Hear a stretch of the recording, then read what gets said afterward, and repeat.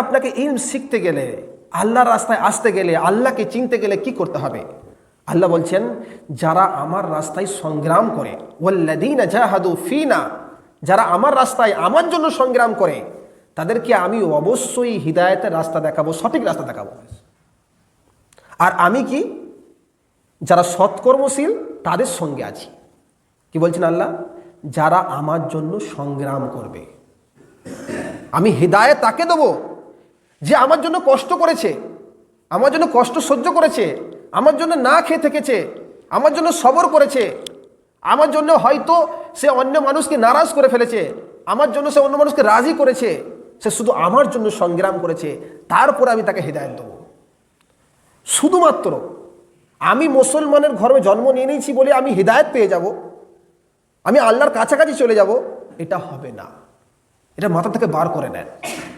আপনাকে যদি আল্লাহর প্রিয় হতে চান, বা আপনি যদি আল্লাহর কাছে যেতে চান, বা আল্লাহর হিদায়াত পেতে চান, আপনাকে সর্বপ্রথম কিন্তু মুজাহাদা করতে হবে। আপনি আরামে খাচ্ছেন, দাচ্ছেন, ঘুমাচ্ছেন, হয়তো 5 ওয়াক্ত নামাজ পড়লেন, বাস মনে করলেন আমি অনেক মুজাহাদা করে ফেলেছি। এটা মুজাহাদা বলে না। কষ্ট সহ্য করতে হবে আপনাকে। আপনি এখনো পর্যন্ত আল্লাহর জন্য দাড়ি রাখতে পারছেন না, তাহলে আপনি কি মুজাহাদা করলেন? আপনি যদি চিন্তা করেন যে আমি দাড়ি কেন রাখতে পারিনি, কাকে দেখানোর জন্য? পৃথিবীতে কে আছে মুসলমান ছাড়া? অন্য ধর্মের লোকেরা। আমি তার জন্য দাঁড়িয়ে রাখছি না, হিন্দু লোকেদের জন্য দাঁড়িয়ে রাখছি না, খ্রিস্টানদের জন্য দাঁড়িয়ে রাখছি না। আপনি চিন্তা করেন যেগুলো আপনার বন্ধু বা যারা চেনে না, যাকে চেনে না আপনি, মোটামুটি আপনাকে চেনে না যারা, অন্য ধর্মের লোক, তাদের জন্য আপনি দাঁড়িয়ে রাখছেন না? তাহলে এটা বড় ভুল। যে আপনাকে চেনে না, জানে না, কিছু দেয় না, তাদের জন্য দাঁড়িয়ে না রাখার কোনো ব্যাপারই নেই। যে সমস্ত বন্ধুরা চেনে আপনাকে, জানে, তারা আল্লাহকে মানে না, রসুলকে মানে না, তাদেরকে দেখানোর জন্য আপনি দাঁড়িয়ে রাখছেন না, এটাও আপনার বড় ভুল। কাকে দেখানোর আপনি চিন্তা করে দেখলে বুঝতে পারবেন যে আপনি কার জন্য দাঁড়িয়ে রাখেন না। আপনার স্ত্রীর জন্য দাঁড়িয়ে রাখেন না, যে সে আপনাকে পছন্দ করবে না। যদি এমন হয় তাহলে দাড়িওয়ালা লোকেদের কোনো বিয়েই হতো না। ভালো করে চিন্তা করেন, কবরে যাওয়ার পরে ওই স্ত্রী কি আপনাকে কোনো রকম সহযোগিতা করতে পারবে? পারবে না।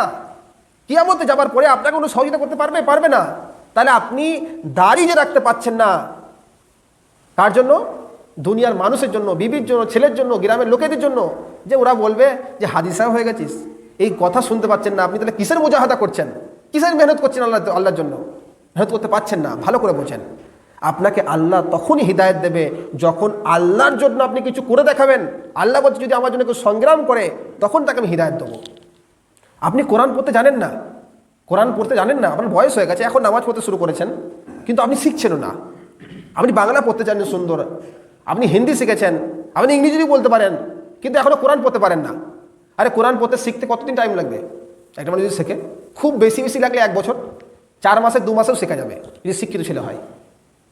আপনি যে আল্লাহ রব্বুল আলামিন তার পাক জবান, যে আল্লাহ যেরকম জবান হবে, সেই জবান থেকে যে কালাম বার হয়েছে, যে কথা বার হয়েছে, সেই কথা আপনি আপনার জবান থেকে বার করবেন। এর চেয়ে সৌভাগ্যর কোনো জিনিস হতে পারে কি? সেই কালাম কোরআন আপনি শিখতে পাচ্ছেন না। আপনি 5 ওয়াক্ত নামাজ ঠিকমতো পড়তে পারছেন না। বাড়িতে আছেন, চাষবাস নেই, কোনো ঝামেলা নেই, 5 ওয়াক্ত নামাজ পড়ছেন। কারো বিয়ে বাড়িতে গেছেন, সেখানে কি হয়েছে? সেখানে বিয়ে বাড়িতে সবাই ঝামেলা, আনন্দ ফুর্তি হচ্ছে, সেখানে নামাজ ছেড়ে দিয়েছেন। এটা আল্লাহর জন্য মুজাহাদা নয়। আল্লাহর জন্য আপনাকে মুজাহাদা করতে হবে। যেরকম ভাবে আপনি ঘরে থেকে মানে কোনো ব্যস্ততা না থাকার কারণে নামাজ পড়ছেন, ঠিক যখন আপনি ব্যস্ত হয়ে যাবেন, আপনার চাষ থাকবে, আপনার ব্যবসা থাকবে, বা আপনার বিয়ে থাকবে, বা যে কোনো অনুষ্ঠান হোক না কেন, আনন্দ ফুর্তি সব জায়গাতেই আল্লাহকে স্মরণ করতে হবে, আল্লাহর জন্য নামাজ পড়তে হবে, কায়েম করতে হবে, তখন আপনার মুজাহাদা হলো। আপনি কোরআন পড়তে পারেন না, আপনি বড় বয়স হয়ে গেছে, আপনার মুখ থেকে উচ্চারণ হচ্ছে না, তবুও আপনি কোরআন শিখছেন, এটা হচ্ছে আল্লাহর জন্য মুজাহাদা হচ্ছে। আপনার কাছে পয়সা নেই, একজন চাইছে, ধার চাইছে, তবু আপনার জরুরতকে কম করে নিয়ে আপনি তাকে ধার দিচ্ছেন, তাকে দান করছেন, এটা আল্লাহর জন্য মুজাহাদা হচ্ছে। বুঝতে পারলেন কিনা? যতক্ষণ পর্যন্ত আল্লাহর জন্য আপনি মুজাহাদা না করবেন, ততক্ষণ পর্যন্ত আল্লাহ রাব্বুল আলামিন আপনাকে হিদায়াত দেবে না।